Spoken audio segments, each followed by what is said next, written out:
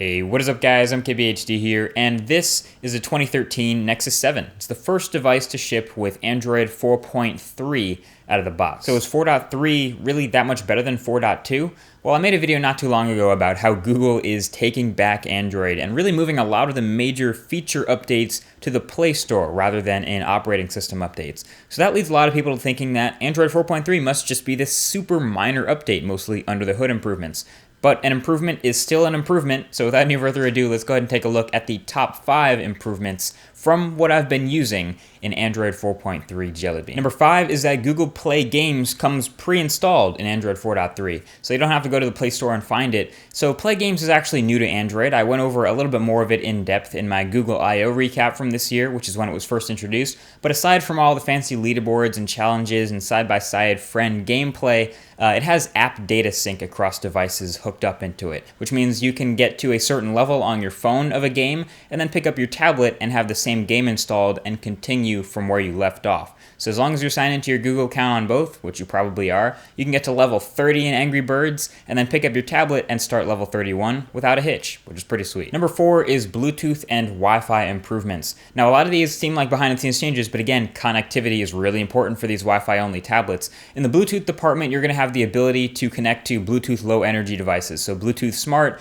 all the little peripherals like wearable tech, the fitness bands and the smart watches and things like that. That it's kind of a misnomer saying Bluetooth low energy, as it doesn't actually refer to the amount of energy consumed by using the technology, but it refers to the type of devices that you can connect to using the technology. But a lot of the, again, wearable tech like Google Glass, as a matter of fact, actually use this. So it's nice that it's included now. And in the Wi-Fi department, you actually get this always-on low-power Wi-Fi state, because Wi-Fi is a much better, more accurate way of telling location rather than firing up those big energy-taking GPS radios. So you can actually leave always-on Wi-Fi on in the background to give a rough location, which saves a lot of power. Number 3 is restricted profiles. Now, Android 4.2 gave you the ability to have multiple accounts on a single Android tablet, which was nice because you could just switch between them very seamlessly on the lock screen.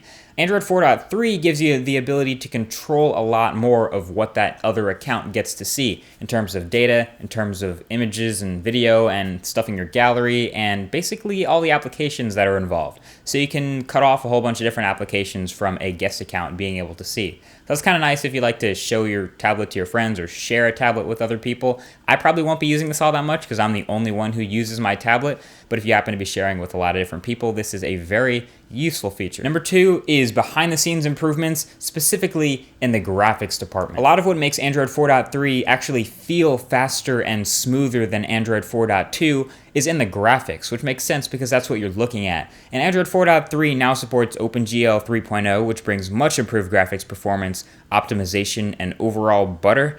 Rendering tweaks bring improved performance throughout Android. It's all kinds of things that go on behind the scenes that you may not think sound like a big update to Android, but trust me, they are welcome in the performance boost you end up seeing when actually using a device with Android 4.3. And number 1, again, comes in the performance department in what we'll call trim. TRIM. Trim is essentially a technology that keeps the onboard storage clean from garbage buildup. And in Nexus devices, onboard storage is everything. Right now, every time you install a new app or add something to your Nexus 7, it creates a data point. And in order to keep track of all these different data points and clusters, your operating system basically creates a mapping index across all of these different data points to keep track of where to access everything and where everything is. The problem is that without trim, there's no way to clean up that index if you were to delete an app or a song or a file or a document, which makes the index very garbagey, very cluttered and not clear and rough and incomplete and tied up and just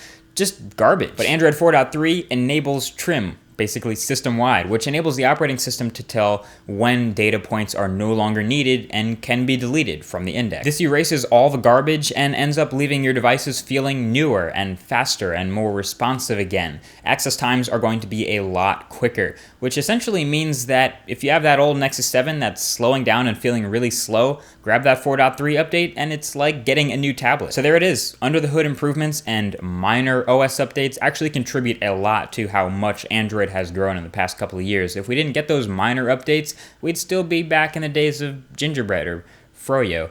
Either way, that's been it. Thank you for watching. If you enjoyed this video, feel free to give a thumbs up. And if you want to see more videos like this, or if you're excited for the full Nexus 7 review and all the coverage I have for that, definitely subscribe because that is coming up very soon. Either way, like I said, thanks for watching, and I'll talk to you guys in the next video. Peace.